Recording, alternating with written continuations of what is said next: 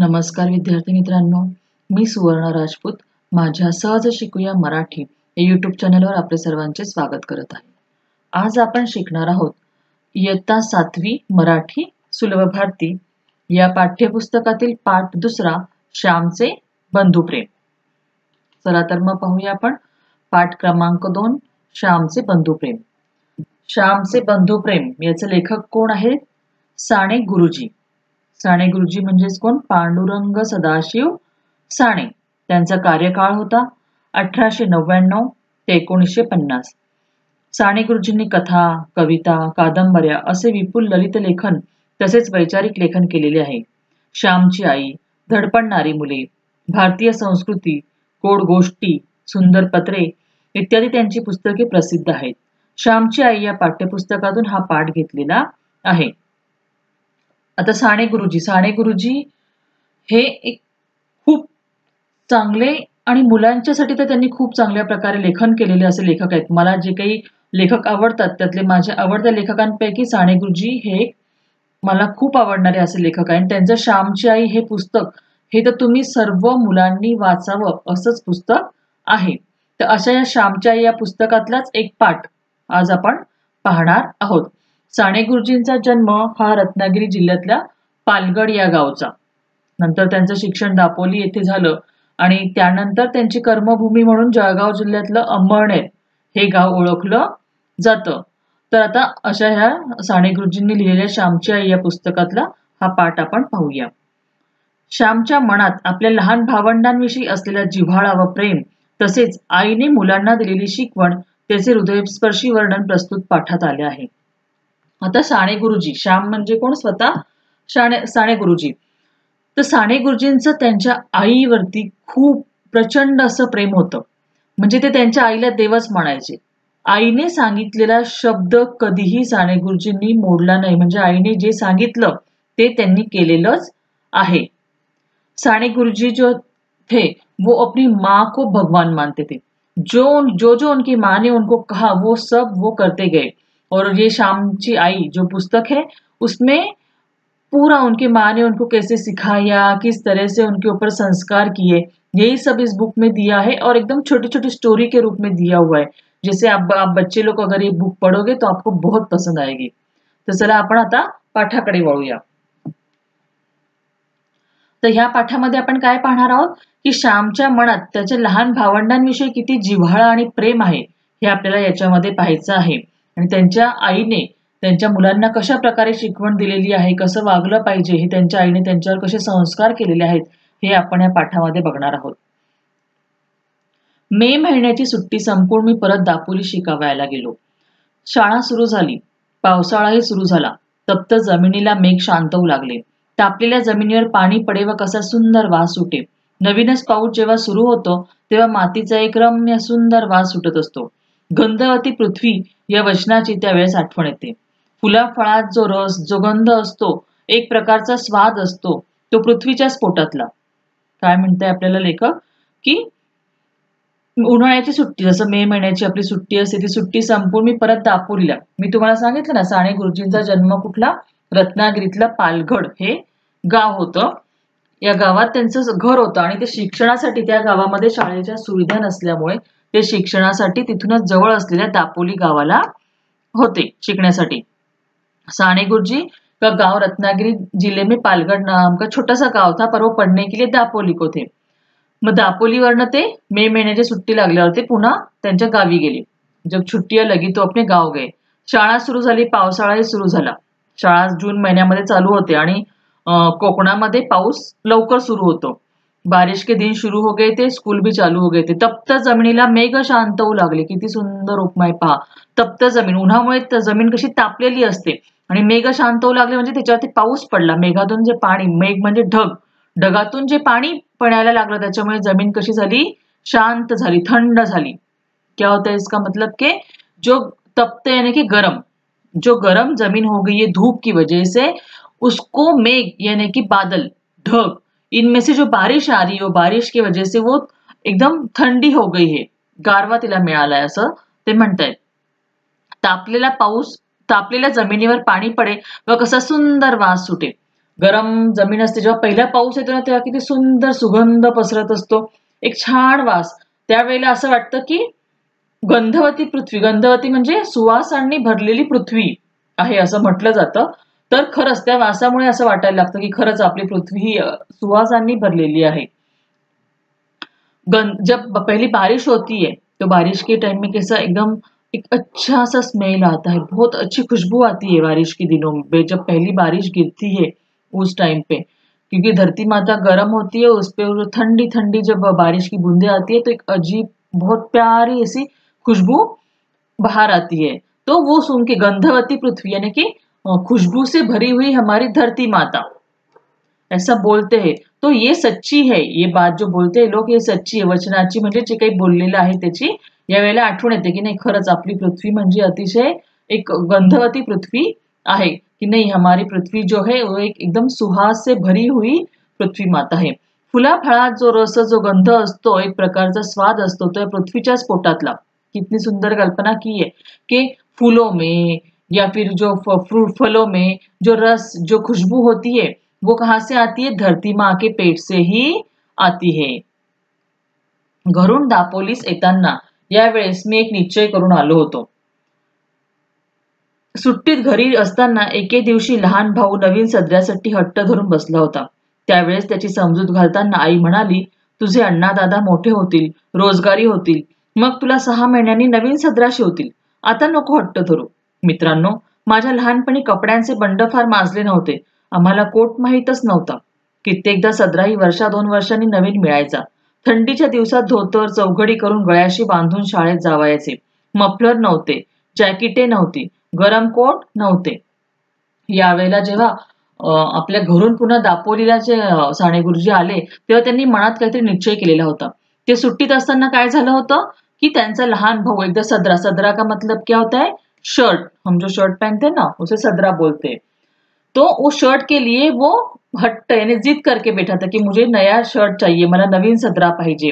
उस time की उनकी माँ ने उनको क्या कहा था की तुझे अण्णा दादा मोठे होतील, रोजगारी होतील, मग ते तुला दर 6 महीन्यांनी नवीन सदरा शिवतील. कि उसके दोनों भाई साने गुरुजी को अन्ना बोलते थे और उनका और एक बड़ा भाई था जिसे दादा बोलते थे. तेरे दोनों भाई जब बड़े हो जाएंगे तो और रोजगार यानी उन्हें कुछ काम मिल जाएगा, काम करने लग जाएंगे, तो हर 6 महीने में तुझे नया शर्ट ला के दे देंगे, अभी तू जिद मत कर.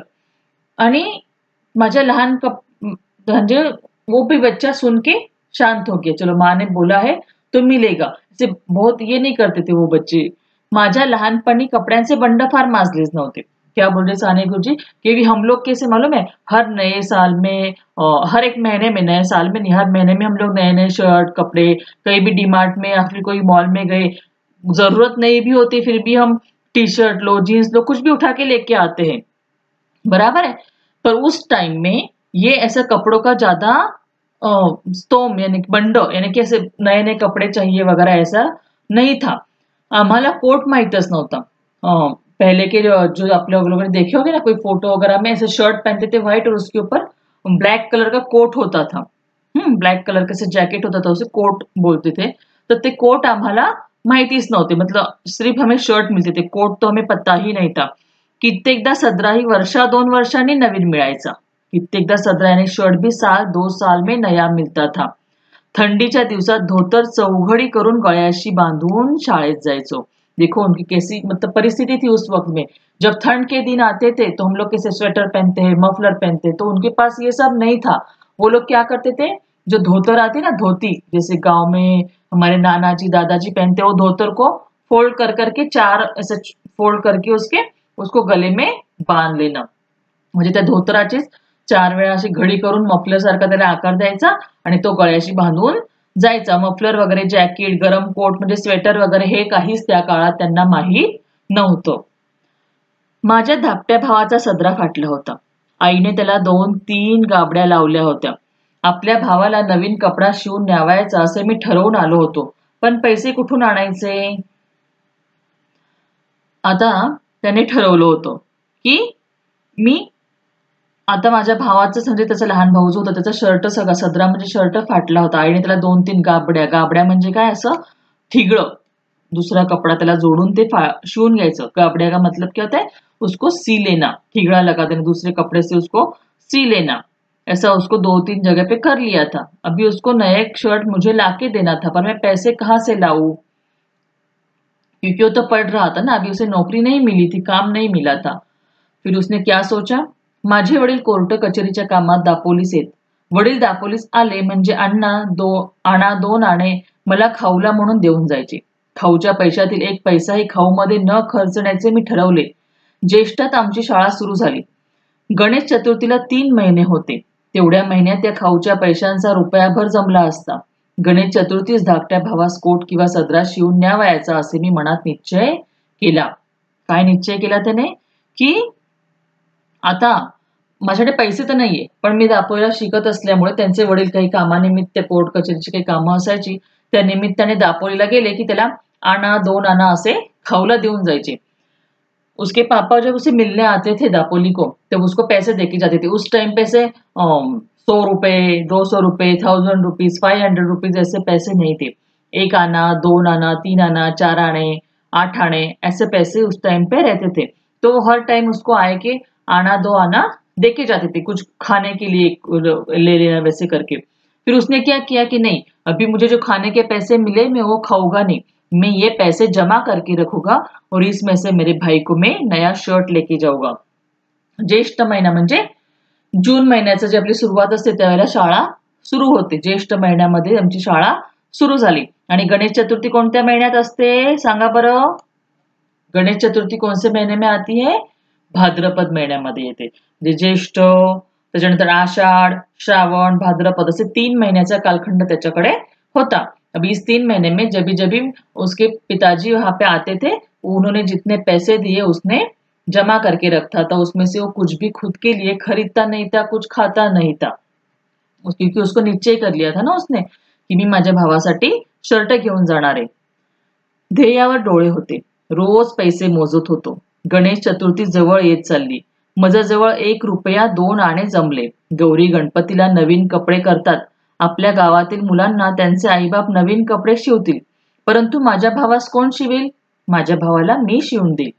ध्येय, ध्येय म्हणजे काय, काहीतरी आपल्याला प्राप्त करायचे, कुछ तो भी हमें पाना होता है ना, तो उन्होंने निश्चित कर लिया था कि ये मेरा ध्येय, अभी ये मुझे पाना है। क्या पाना है? तो मुझे मेरे भाई के लिए शर्ट लेके जाना है।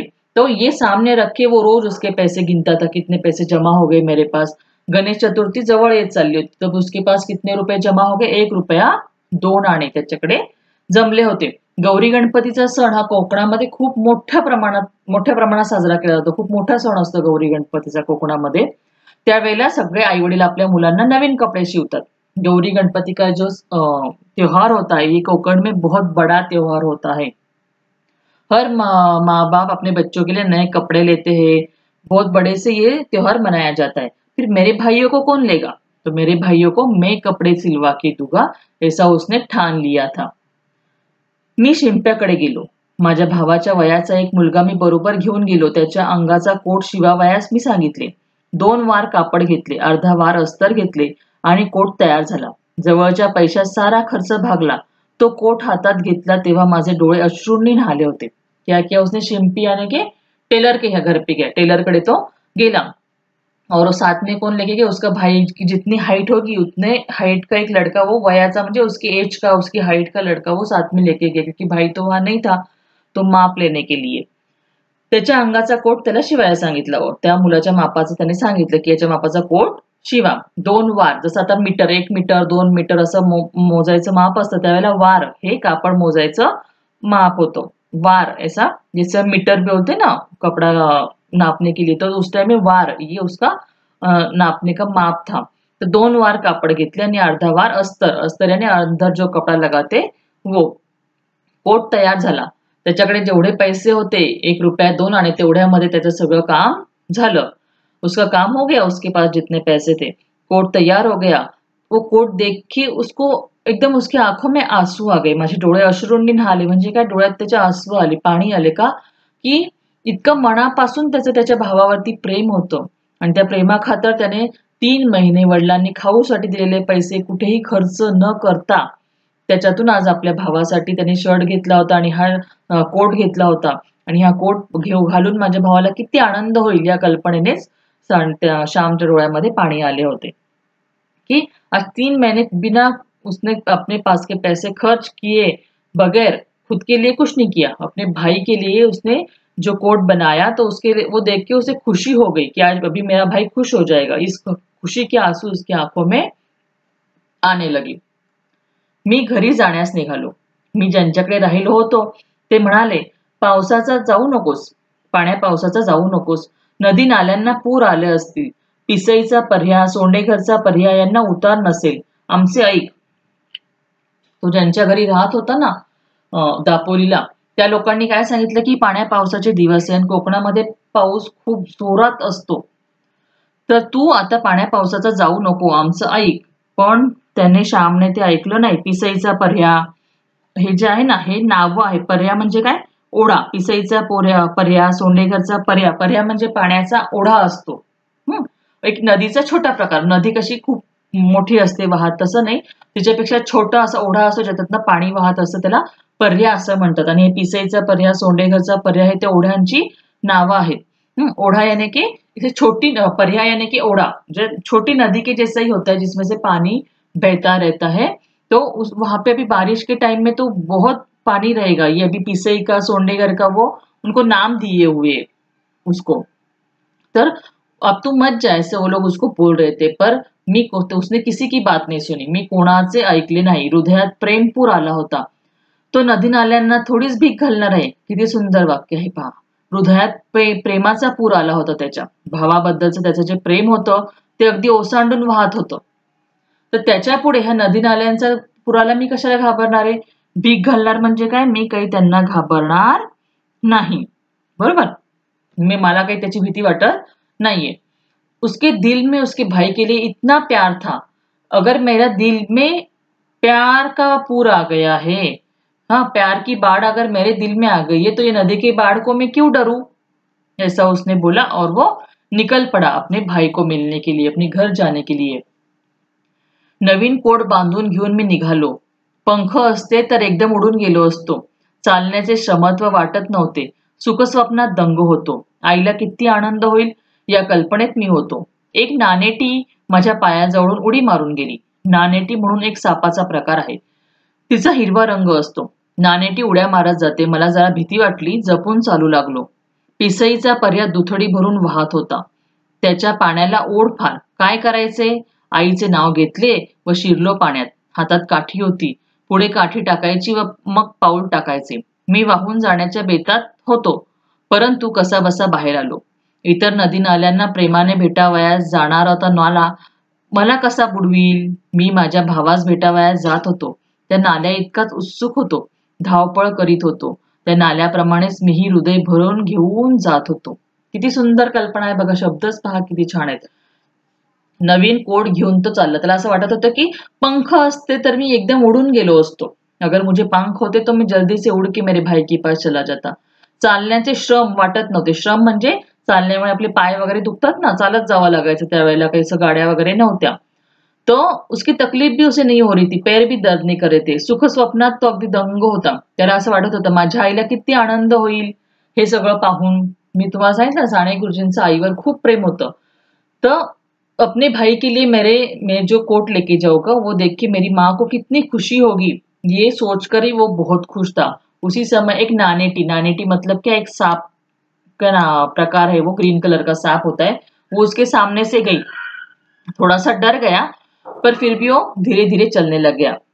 मला जरा जपून चालू लागलं। पिसईचा पर्या दुथडी भरून वाहत होता। पिसईचा पर्या कसा? दुथडी म्हणजे दोन्ही थड्या भरून अगदी जोरात पानी होता त्याच्यात। दुथड़ी मतलब क्या, दोनों जगह पे पानी था उसका, और वो एकदम जोर से पूर्ण भरून वाहने, पूरा भर के वो नाला बह रहा था। त्याच्या पाण्याला फार ओढ होती। काय करायचे? उसे डर लगने लगा कि पानी को फोर्स ज्यादा था। फिर उसने क्या किया? आईचे नाव घेतले आणि शिरलो पाण्यात। आता इथे पहा, आपल्यावर जेव्हा संकट येतं आपण देवाचं नाव घेतो की नाही, त्यांनी कोणाचं नाव घेतलं? आईचं नाव घेतलं। मी तुम्हाला सांगितलं ना, साने गुरुजी आपल्या आईलाच देव मानायचे। आईचं नाव घेतलं आणि शिरलो पाण्यात। त्यांना माहिती तुम्ही माझ्या आईचं नाव घेतलं तर माझा विश्वास आहे मला काहीच होणार नाही। माँ से उनको बहुत लगाव था।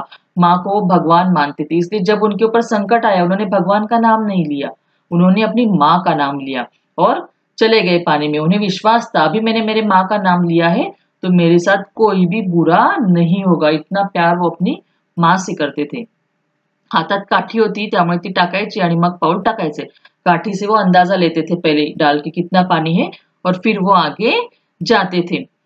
नदी नाल्यांना वो क्या बोलते थे कि ये जो ओढा है वो भी नदी नाल्यांना प्रेमाने भेटायला जाणारा है। वो उनको एक क्या कल्पना की उन्होंने कि ये जो नाला है ये भी नदी यानी कि उससे जो बड़े हैं उनको मिलने को जा रहा है। उसके लिए वो नदी नाले को मिलने की तड़प इस नाले में है, इसलिए वो जोर से इतना बह रहा है। वैसे मैं भी मेरे भाई को मिलने जा रहा हूँ तो फिर ये मुझे क्यों डुबाएगा। जैसा प्यार उसके मन में है नदी नालों को पाने का वैसा ही प्यार मेरे मन में है मेरे भाई को मिलने का। तो ये नाला मेरे लिए कुछ नहीं करेगा, ये मेरा कुछ नहीं बिगाड़ सकता, ये मुझे नहीं डुबाएगा क्योंकि मेरे मन में भी प्यार का समंदर बह रहा है, प्यार मेरे मन में बह रहा है। रस्त्यातील खडी वर आली होती, सुयांसारखे दगड पायांना खुपत होते, परंतु माझे तिकडे लक्ष नव्हते। अंधार होण्यापूर्वीच घरी जाण्याची धडपड चालली होती, परंतु वाटेतच अंधार पडला।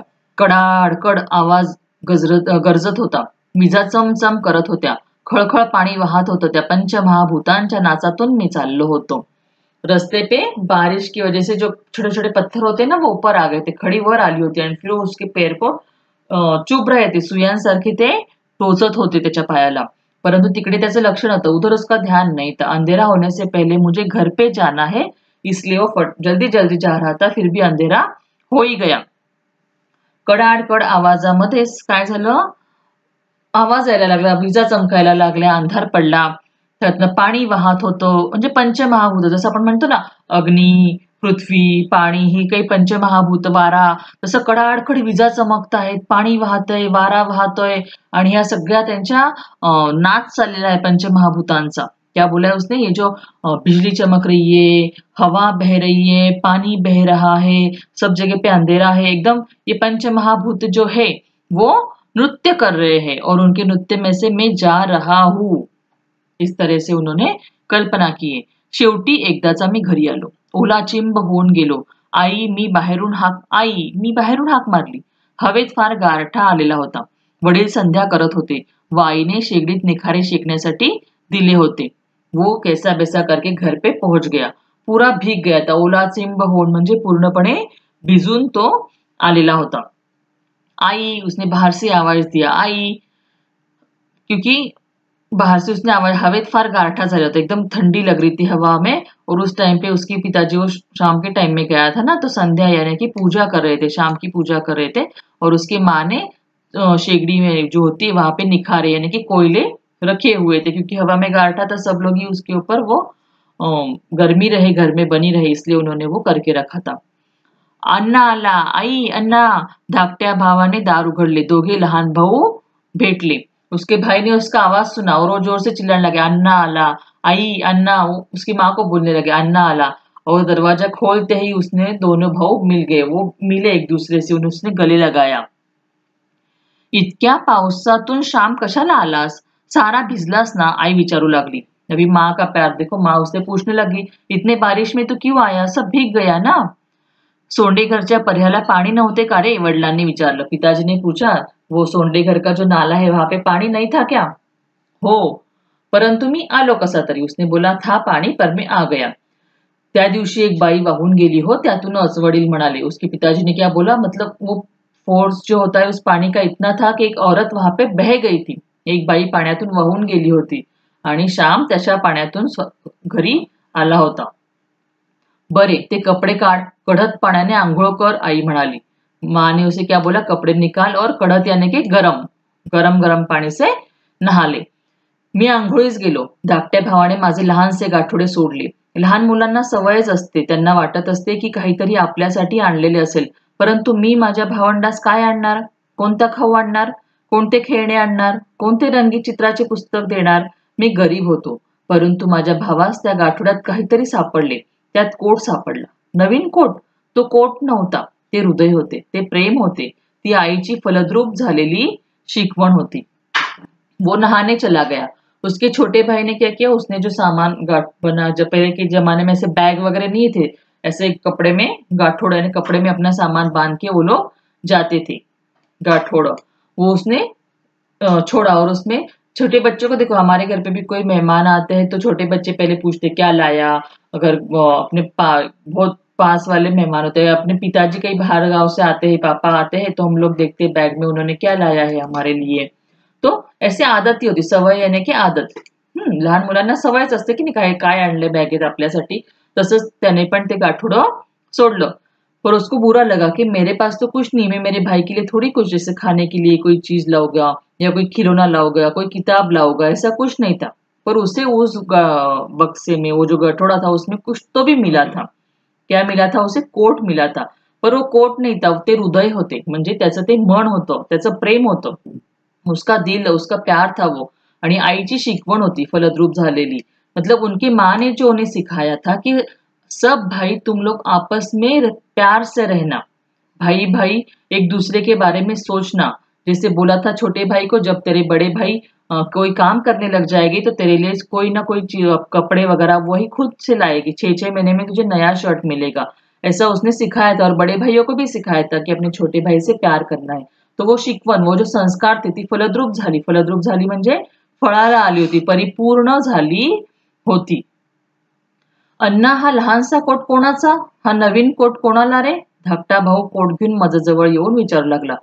त्याच्या भावाने त्याला लगेच जाऊन विचारलं, हा कोणाचा कोट आहे, कोणासाठी आणलाय, आणि लहानसा आहे हा. उसके भाई ने पूछा, ये तो छोटा सा कोट है, किसके लिए लाया है? मग सांगेन, घरात जा घेऊन, मी म्हटले. वो नहा रहा था ना, तो उसने उसको बोला तू घर में जा, मैं बाद में बताता हूँ. वो भाई माँ के पास गया. आई, हा बघ कोट, हा काही अण्णाच्या अंगाचा नाही, हा मला आणलाय. होय आई, धाकटा भाऊ आईला विचारू लागला. उसको समझ में आ गया उसके भाई को कि ये तो अन्ना के माप का नहीं, उसका खुद का तो नहीं है, छोटा है, तो ये मेरे लिए लाया होगा. उसने माँ को पूछा, हा माझ्यासाठी मेरे लिए लाया है क्या? आईने कोरडे धोतर दिले. मी चुलीजवळ शेकत बसलो. माँ ने उसको पोछने के लिए टॉवेल नहीं था, तो धोती जो होती है धोतर दिला आणि मी चुलीजवळ बसलो. जो तो हम लोगों ने पढ़ा था ना, चूल जैसे ना गांव में होते ना, चूल्हा होता है, तो उसके पास वो जाके बैठ गया गर्मी के लिए, क्योंकि एकदम ठंडी में से वो भीग के आया था ना बारिश में. आई म्हणाली, श्याम, हा कोणाचा कोट? आईने त्याला विचारलं, हा कोणाचा कोट आहे रे? मोरू जोशांकडे का द्यावयाचा आहे? कापातल्या मुक्याने पाठवला असेल, वडील म्हणाले. उसके पिताजी ने क्या बोला, अभी गांव में कैसा है, ऐसे गाड़ियां वगैरह नहीं है, हम लोग कभी भी ऐसे आ जा नहीं सकते. तो शहर में से कोई भी लोग आते हैं ना, तो वो लोग क्या करते, कोई अपने अगर शाम जा रहा है तो कोई उसके दोस्त उसके पास दे दे कि ये चीज मेरे घर पे दे देना, ऐसा एक दूसरे के पास चीजें भेजते हैं. तो उसी तरह उसके पिताजी ने पूछा, ये मोरू जोशी जो है उनके गांव में, उनकी घर पे देना है क्या?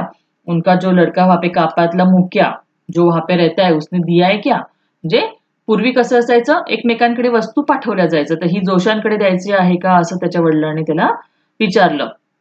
नाही, हा मी पुरुषोत्तमसाठी शिवून आणला आहे, मी म्हटले. उसका छोटा भाई था, उसका नाम क्या था? पुरुषोत्तम. तो उसने क्या बोला, नहीं, मैंने ये पुरुषोत्तम के लिए बना के लाया है. पैसे रे कुठले?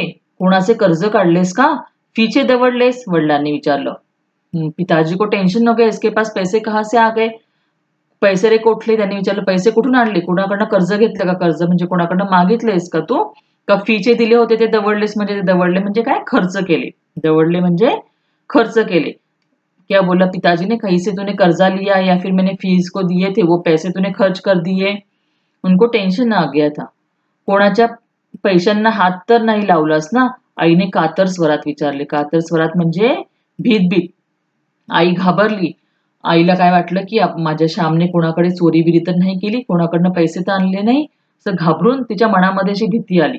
माँ के दिल थे, माँ को कैसे डर लगने लग गया कि मेरे श्याम ने कहीं चोरी तो नहीं की, किसी के पैसे को हाथ तो नहीं लगाया. कातर स्वर यानी के थोड़ा सा घबरा के उसने पूछा. आई, मी कर्ज काढले नाही, चोरलेही नाहीत, फीचेही खर्चले नाही, मी म्हटले. श्याम ने क्या बोला, नहीं, मैंने कर्जा भी नहीं लिया है, मैंने फी के भी खर्चे नहीं किए और मैंने चुरा कर भी पैसे नहीं लाए हैं. मग उधार का शिवून आणला श्याम? वडिलांनी विचारले. तो पापा को और टेंशन लग गया. उनको लगा ये उधार उठा के लेके आया होगा. उधार आणलेस का बाबा तू हे, असं वडिलांनी विचारलं. भाऊ, तुम्ही मला खाऊला आणा 2 आणे देत असा, ते मी जमविले. गेल्या 2-3 महिन्यांचे सारे जमविले. त्यातून हा कोट शिवून आणला. आई म्हणत असे, तुझे अण्णा दादा मोठे होतील, मग पुरुषोत्तमाला नवीन शिवतील कोट. मी मनात ठरविले होते की येताना त्याच्यासाठी नवीन कोट आणावयाचा. पुरुषोत्तम बघ तुला होतो का? मी म्हटले. वो उनके पिताजी को भाऊ बोलते थे. क्या बोलते थे? त्यांच्या वडिलांना साने गुरुजी भाऊ म्हणायचे. त्यांनी म्हणाले की नहीं भाऊ, तुम्ही मला खाऊलाचे पैसे द्यायचे ना, तेच मी जमा करून ठेवले होते. उसने बोला की नहीं, आप मुझे जो पैसे देते थे दापोली में आते थे तो वही पैसे मैंने जमा करके रखे थे. आणि आईने सांगितलं होतं की नाही पुरुषोत्तमाला, तुझे अण्णा दादा मोठे होतील तेव्हा तुझ्यासाठी नवीन कोट आणतील. ते मी लक्षात ठेवले होते. जो माँ ने बोला था कि तेरे भाई बड़े हो जाएंगे तो तुझे नया शर्ट नया कोट लाएंगे, तो ये बात उसने ध्यान में रखी थी और अपने माँ की बात कभी झूठ नहीं होनी चाहिए, ये उनके मन में था. इसलिए उन्होंने मन में ठान लिया था कि नहीं, मैं मेरे भाई के लिए जरूर कपडे लेके जाऊंगा. म्हणून मी ठरवलं होतं की मी आणणार. बघ बरं पुरुषोत्तम, तुला होतो का? उन्होंने भाई से पूछा. पहन के देख तुझे ठीक से हो रहा है क्या? अण्णा, हा बघ छान होतो आणि आतलाही खिसा आहे. आता माझी पेन्सिल हरवणार नाही. आई बघ. पुरुषोत्तम आईला दाखवू लागला. पुरुषोत्तम एकदम खुश हो गया ऐसे कोट पहन के.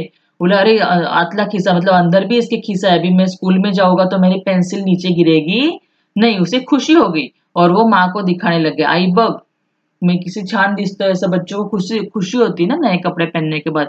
वैसे ये पुरुषोत्तम भी खुश हो गया. मी सांगितलेली हकीकत ऐकून आईला गहिवर आला. ती म्हणाली, श्याम, तू वयाने मोठा नाहीस, पैशाने मोठा नाहीस, शिकून मोठा नाहीस, परंतु मनाने मोठा आजच झालास हो. काय सांगितलं आईने? ये जब सब माँ ने सुना कि इस तरह से उसने पैसे जमा किए, उसके बाद उसने भाई के लिए कोट बनाया, फिर इतने बारिश में से वो कैसे यहाँ तक आया, ये सुनकर उसके माँ को बहुत अच्छा लगा. उसने क्या बोला? तू वयाने मोठा नाहीस, तू अभी उम्र में बड़ा नहीं है, पैशाने मोठा नहीं यानी तेरे पास पैसा भी नहीं है, शिकून मोठा नाही, तेरी पढ़ाई भी अभी तक नहीं हुई है पूरी, परंतु मनाने तू मोठा झाला आजच, यानी पर तू दिल से मत बहुत बड़ा हो गया है. काय आईला किती आनंद झाला, एकदम गहिवरून आला आईला की माझ्या मुलाकडे हा वयाने पण लहान आहे माझा श्याम, पण त्याच्याकडे पैसा नाहीये, पूर्ण शिक्षण पण त्याचं झालं नाहीये, पण मनाने मात्र मोठा झाला, कारण त्याच्या मनामध्ये आई वडिलांबद्दल भावाबद्दल खूप प्रेम आहे. हेच प्रेम बाळांनो पुढेही ठेवा. आईने काय सांगितलं दोघी मुलांना की तुमच्यामध्ये जे प्रेम आहे हे प्रेम असंच तुम्ही पुढेही राहू द्या. या प्रेमावर कोणाची दृष्टी नको पडायला, म्हणजे तुमचं प्रेम असंच राहायला पाहिजे. कोणाची दृष्टी नको पडायला. आपण म्हणतो ना नजर नको लागायला, कोणाला नजर लागली बॉ, तुमच्यातले वादविवाद होतील वगैरे, असं काही व्हायला नको. दृष्टी नको पडायला मतलब बोलते ना नजर लग जाती है कोई अच्छी बात को, तो तुम दोनों का जो तुम भाइयों का जो प्यार है वो इसी तरह से बना रहे, इसको किसी की भी नजर ना लगे, ऐसे उसकी माँ ने कहा. वडिलांनीही माझ्या पाठीवरून हात फिरवला. ते बोलले नाही. त्या हात फिरवण्यात सारे बोलणे आले, साऱ्या स्मृती होत्या. वडील पूर्वीच्या काळी ना वडील मुलांविषयी जास्त बोलायचे नाही, पण वडिलांनी जेव्हा त्याच्या पाठीवरून हात फिरवला ना, तेव्हाच त्याला कळलं की नाही, माझ्या वडिलांना खूप बरं वाटलेलं आहे की मी हे असं वागलो म्हणून. त्यांच्या हात फिरवण्यातूनच त्यांचं प्रेम त्याला जाणवू लागलं. उसके पिताजी ने प्यार से सिर्फ उसके पीठ थपथपाई, पीठ पे हाथ रखा. उसमें से उसको समझ में आ गया कि मेरे पिताजी भी बहुत खुश है और वो मुझसे भी बहुत प्यार करते हैं. साऱ्या स्मृती त्यात होत्या. स्मृती म्हणजे आठवणी त्याच्यामध्ये होत्या. तर अशी होती ही श्यामची गोष्ट. अशा अनेक गोष्टी तुम्हाला श्यामच्या आई या पुस्तकामध्ये मिळतील. आणि आपल्या आई वडिलांशी, बहीण भावंडांशी, आपल्या मित्रांशी आपण कसं वागलं पाहिजे, कशा प्रकारे श्यामवर त्याच्या आईने शिकवण केलेली आहे, हे पुस्तक हे सारं काही त्या पुस्तकात आहे. तर मी तुम्हाला नक्की सांगेन की एकदा तरी तुम्ही श्यामची आई हे पुस्तक वाचा. आता आपण शब्दार्थ पाहूया. स्वाद म्हणजे चव, रोजगारी होणे म्हणजे कामधंद्याला लागणे, गाबड्या म्हणजे ठिगळं, कापड फाटल्यावरती त्या ठिकाणी लावलेले दुसरे कापड, डोळे अश्रूंनी न्हाणे म्हणजे डोळ्यातून अश्रू ओघळणे, पर्या म्हणजे ओढा, दुथडी भरून वाहणे, पूर्ण भरून वाहणे, पंचमहाभूते म्हणजे पृथ्वी, जल, अग्नी, वायू आणि आकाश यांना आपण काय म्हणतो, पंचमहाभूते असं आपण म्हणतो. हे सगळे 5 घटक मिळून हे जो पृथ्वी, जल, अग्नी, वायू, आकाश इन्हें हम पंचमहाभूत कहते. फलद्रूप होणे म्हणजे फळाला आली, पूर्ण झाली. दवडणे म्हणजे वाया घालवणे. स्मृति म्हणजे आठवणी. तो आप सब लोगों को ये लेसन अच्छे से समझ में आ गया होगा ऐसा मुझे लगता है. अभी आप लोग इसका स्वाध्याय खुद सॉल्व करके रखना. जब भी मैं आगे का इसका स्वाध्याय का वीडियो डालूंगी तभी आप आपके क्वेश्चन आंसर चेक कर लेना. अगर आपको मेरा ये वीडियो पसंद आया है तो कमेंट करो, लाइक करो और सब्सक्राइब करो और बेल आइकन को दबाओ. या आपको नोटिफिकेशन मिलते जाएगी कि अब ये लेसन हो गया है, तो आपको स्वाध्याय का नोटिफिकेशन भी सब्सक्राइब करने के बाद जरूर मिलेगा. और एक बार फिर से आपको बोल रही हूँ, श्यामची आई हे पुस्तक नक्की वाचा.